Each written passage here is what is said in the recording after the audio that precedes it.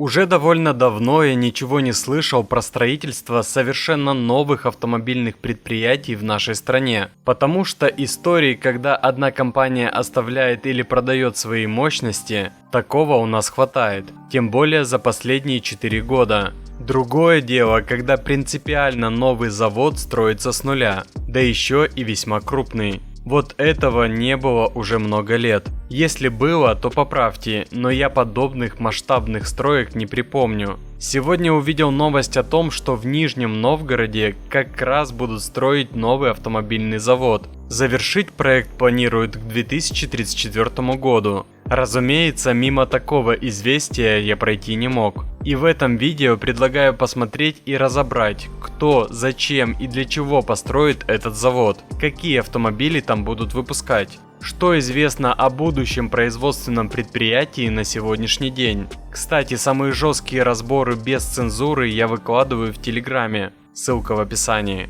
По той информации, что я сумел найти, общая площадь грядущего комплекса вместе со всеми дополнительными постройками расположится на площади около 80 гектаров. Изначально построить завод планировали еще в 2021 году, и тогда инвестиции в него оценивались на уровне 150 миллионов рублей. Довольно скромная цифра даже по тем временам. Скорее всего, к сегодняшнему дню сумма инвестиций изменилась в разы, но она пока не сообщается. Согласно тем документам, которые есть на сегодняшний день, предприятие будет состоять из 3 крупных зданий, каждое в 2 этажа, и с одинаковой поэтажной площадью в почти 1500 квадратов. Сооружения разместятся на участке в 122 500 квадратных метров. Строительство развернется в 2 этапа.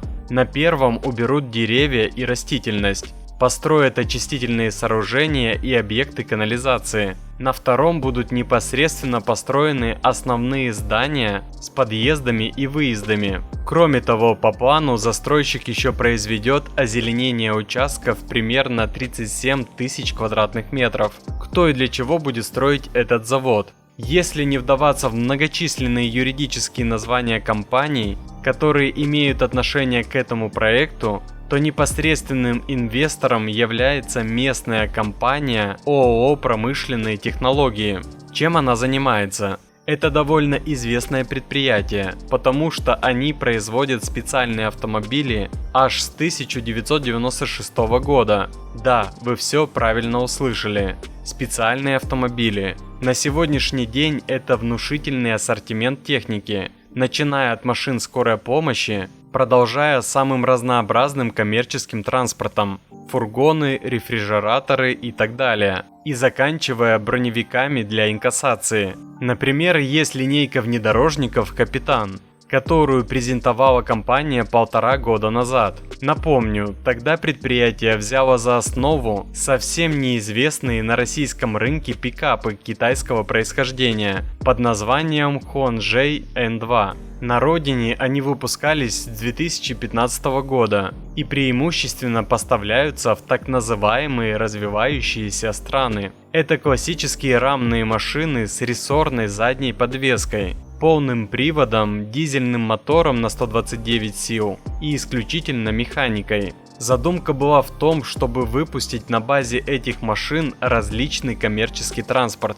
начиная с простенькой бортовой платформы и заканчивая хоть грузовиком. Тем более, что грузоподъемность 1400 кг, почти как у «Газели», позволяет разгуляться. Но только на пикапах Промтех не ограничился.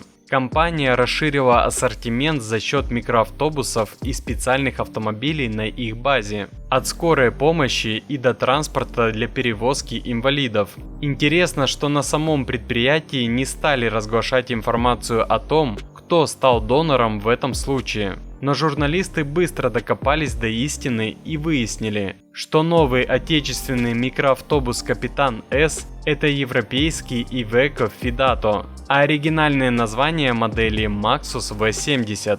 К слову, если кто-то не знал, сегодня Iveco принадлежит концерну SAIC из Китая. Все «Капитаны» дизельные, а полная масса не превышает 3500 тонн, что позволяет управлять ими правами легковой категории. Напишите в комментариях, есть ли потенциал у будущего предприятия. Или вы считаете, что они действующие заводы угробили и довели до краха, а теперь собрались новый строить, чтобы в очередной раз освоить средства. Попилят деньги и на этом все закончится. И как вы заметили, здесь тоже не без косвенного участия всеми любимых восточных партнеров. Но главное, наверное, что производство точно даст новые рабочие места и свой автомобильный завод с собственными разработками, пусть и на базе китайцев.